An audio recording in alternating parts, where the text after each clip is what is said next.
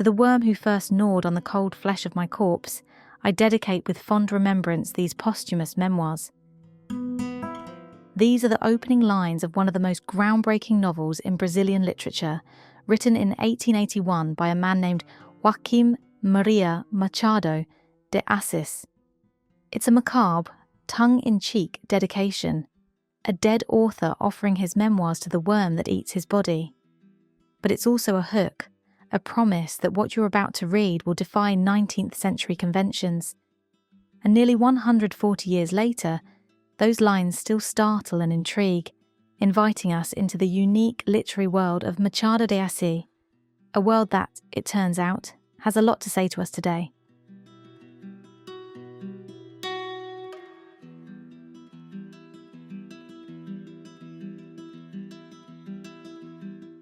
From the Silicon Substack blog, I'm Emma Taylor. Today, a journey into the life and work of Brazil's most enigmatic novelist, Machado de Assis, and why his work still matters.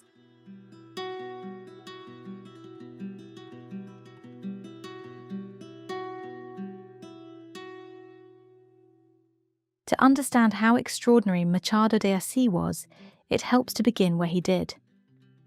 It's the mid-1800s in Rio de Janeiro, a tropical port city of grand colonial mansions and grimy tenements, of wealthy plantation barons and enslaved labourers. In a very poor hillside area near the docks, a frail boy named Joaquim Maria Machado de Assis is born in 1839. His father is a house painter, his mother, a washerwoman who dies when Joaquim is still a child. He's of mixed race in a stratified society, a mulatto in the terminology of the time, and he grows up stuttering, epileptic, and impoverished. The odds are not in his favour.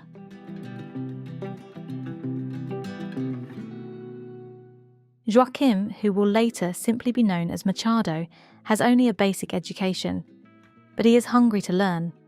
Legend has it he would set type at a local printing press by day and at night devour the books around him by candlelight. We can imagine him as a teenager apprenticing at the National Press, smelling ink and paper, slipping printed sheets of Balzac or Shakespeare into his pockets. By his 20s, this quiet, self-taught young man is publishing poems and stories in Rio's journals. He marries a supportive older woman, Carolina, who opens her personal library to him. In time, the poor boy from the hills becomes a prolific journalist, playwright, and novelist, one of the first Brazilians to truly make a living by the pen.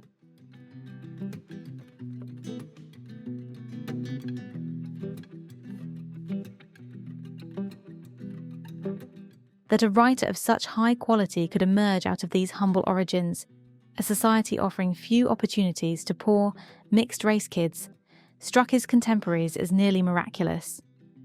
A mystery, explained only by the power of genius. Machado had talent, yes, but also tenacity. By 1896, he had co-founded the Brazilian Academy of Letters and was elected its first president, becoming the grand old man of Brazilian letters. When he died in 1908, he was eulogized as the greatest and most complete man of letters the country had ever produced.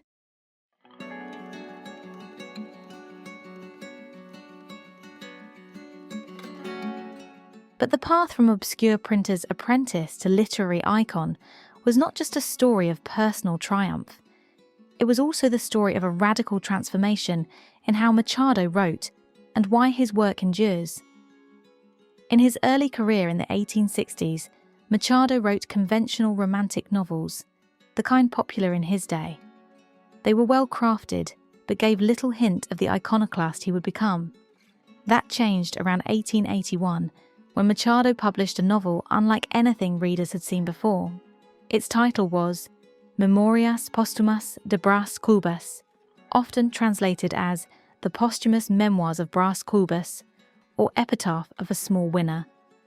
In it, Machado broke every rule, and in the process, found his true voice. Brás Cubas is narrated by a dead man, literally from beyond the grave.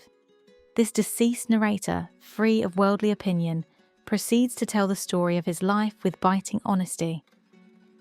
The fact of being already deceased allows Brás Cubas to sharply criticize Brazilian society with no sign of remorse or fear of retaliation, one summary explains. Indeed, Brás Cubas, speaking as a cheerful ghost, cheerfully skewers the hypocrisy of the living. He even dedicates his book to the worm in his coffin, as we heard, setting a tone of irreverence and dark humour from the start.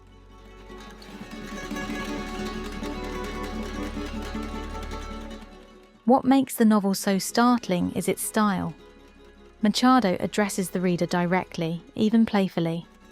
The chapters are short and often out of order, little vignettes that jump back and forth in time. The narrator frequently pauses to say, essentially, "Still with me, dear reader? No? Well, I'll wait." There are jokes, asides, philosophy, and even a chapter that's only a few dots on the page. In one chapter, the narrator apologises for digressing and abruptly ends it, only to start fresh in the next. This was metafiction long before the term existed. As one critic notes, Machado's tonal irreverence shines through in metafictional strategies, direct reader address, continuous irony, self-referentiality, intertextual intimacy, and typographical experimentation. In plain terms, he was doing things with the novel that nobody else in 1881 dared to do, at least not in Brazil.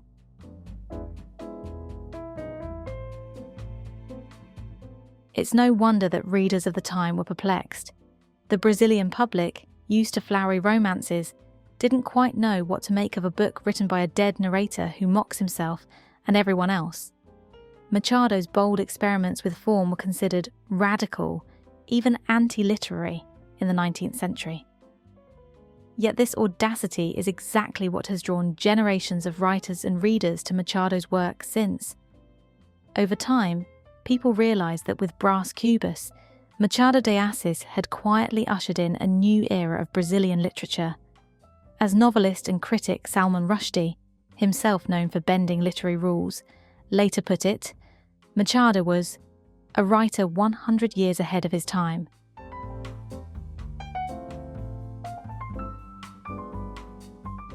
After Brás Cubas, Machado continued to push boundaries. He followed up with Quincas Borba, known in English as Philosopher or Dog, and, in 1899, another masterpiece, Dom Casmurro. If Brás Cubas is a playful satire of a dead man's hindsight, Dom Casmurro is a psychological drama, subtle, sinister, and deeply human. It's the story of Bento Santiago, a man looking back on his youth and lost love, trying to tie together the two ends of life. Bento, the narrator, recounts how he fell in love with his childhood friend Capitu, married her, and then slowly became consumed by an all-devouring jealousy.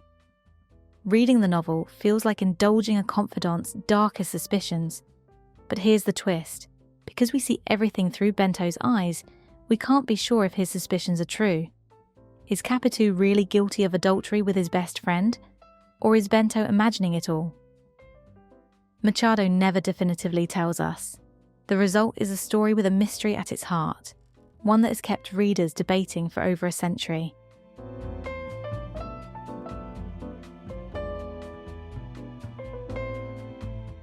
Machado's skill in Dom Casmurro is how intimately he pulls us into Bento's tortured mind. Take one of the novel's most famous images, Bento's description of Capitu's eyes. He calls them undertow eyes, eyes that draw you in like the pull of an ocean current. It's a simple phrase, olhos de ressaca in Portuguese, but it conveys so much, the idea that beneath Capitu's calm surface, there might be dangerous depths. At one climactic moment, Bento watches Capitu at a funeral, as she gazes at the corpse of the very friend he suspects her of loving. He observes that her eyes seem to swell like the sea, as if she too wished to swallow up the swimmer. These vivid, haunting descriptions put us directly in Bento's head, feeling his anxiety and doubt. By the end of the book, we are as obsessed as he is with those eyes and what they might hide.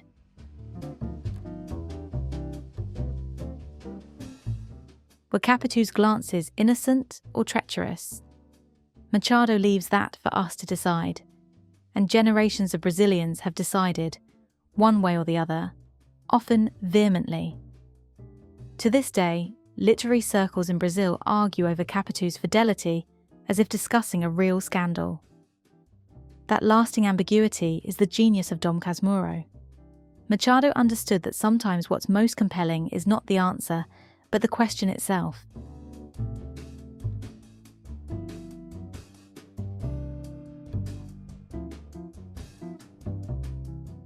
Beyond his two most famous novels, Machado de Assis produced dozens of short stories that are gems of insight and irony. He loved to poke at the pretensions of the powerful and the quirks of ordinary people. In one celebrated short story, O Alienista, The Alienist, he turns a small town upside down with satire. The tale follows a physician, Dr. Bacamarte, who opens an asylum and becomes obsessed with diagnosing madness. At first, the townspeople are enthusiastic as he commits the obviously insane. But Bacamarte's criteria grow stricter by the day. He starts declaring perfectly ordinary citizens mentally ill for their slightest peculiarities. Soon, no one is safe. In Machado's words, no one knew any longer who was sane and who was mad. Palpable terror reigned. The entire town lives in fear of being hauled off to the asylum. Eventually, so many people are locked up that the few left on the outside stage a revolt. It's a hilarious story, but with sharp teeth, Machado is sending up the hubris of science and the fine line between sanity and insanity. Over a century later, The Alienist still feels remarkably relevant. In an age when we constantly question the sanity of our leaders, our neighbours, even ourselves. By the time of his later works, Machado de Assis had firmly established himself as a literary force. In Brazil, his influence was, and remains, everywhere. Critics often divide Brazilian literature into two eras, before Machado and after Machado. He shaped the course of the nation's literature as profoundly as Mark Twain did in the United States. In fact, Brazilian writers and scholars often simply call him O Mestre, the master, or even O Bruxo de Cosmevelo, the wizard of Cosmevelo, after the neighbourhood where he lived. These nicknames hint at the almost magical reverence he's earned. His works, once seen as eccentric, became classics, imbued with an authority that every new Brazilian writer must contend with. And gradually, the rest of the world caught on to Machado's genius. Although he never gained wide fame abroad in his lifetime, 20th century literary giants began to sing his praises. Argentine writer Jorge Luis Borges admired him. American critic Susan Sontag was a champion of his work. Salman Rushdie, as we heard, calls him way ahead of his time. And perhaps one of the greatest compliments came from the scholar Harold Bloom, who hailed Machado de Assis as the supreme black literary artist to date. Bloom's tribute underscores something crucial.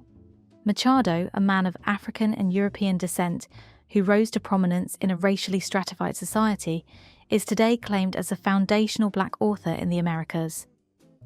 At a time when Brazil was the last country in the West to abolish slavery in 1888, and when Machado himself navigated a largely white elite, he wove into his writing subtle but pointed critiques of racism and social inequality.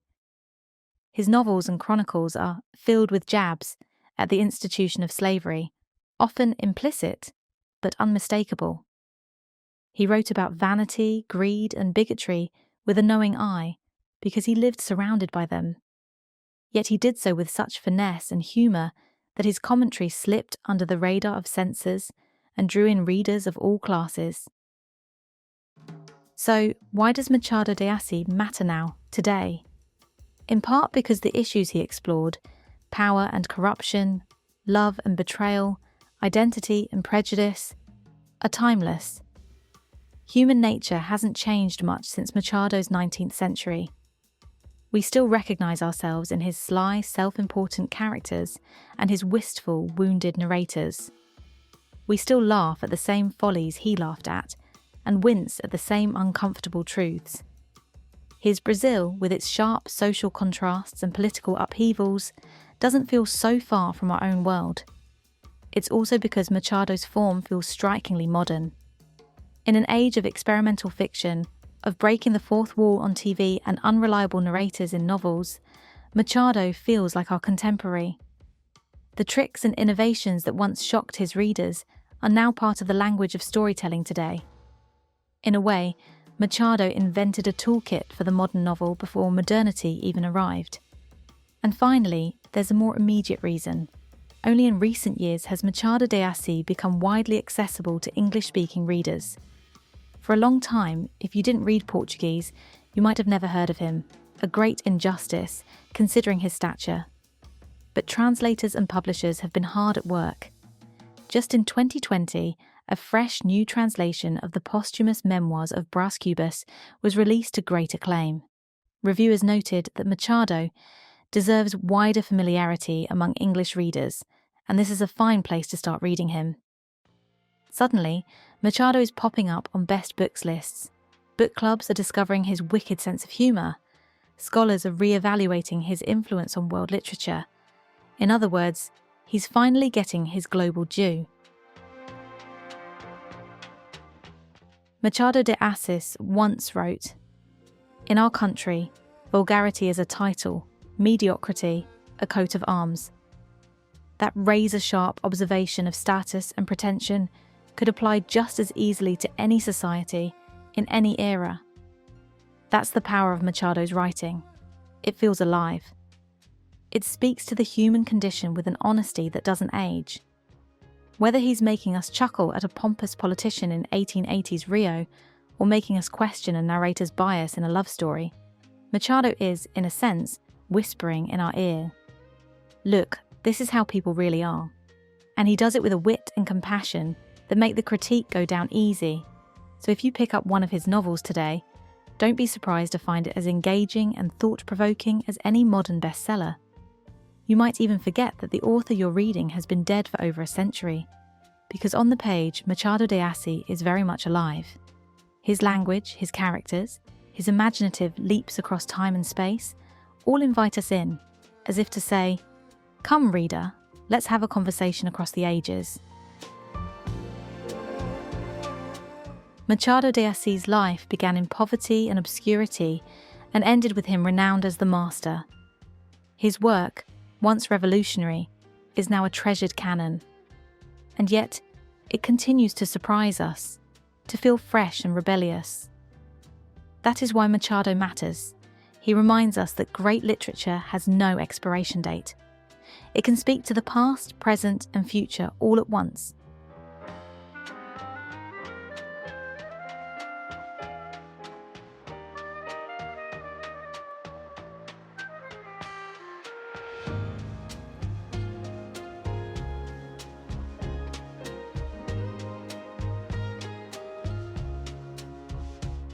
From the Silicon Substack blog, I'm Emma Taylor. This is our podcast. Please subscribe.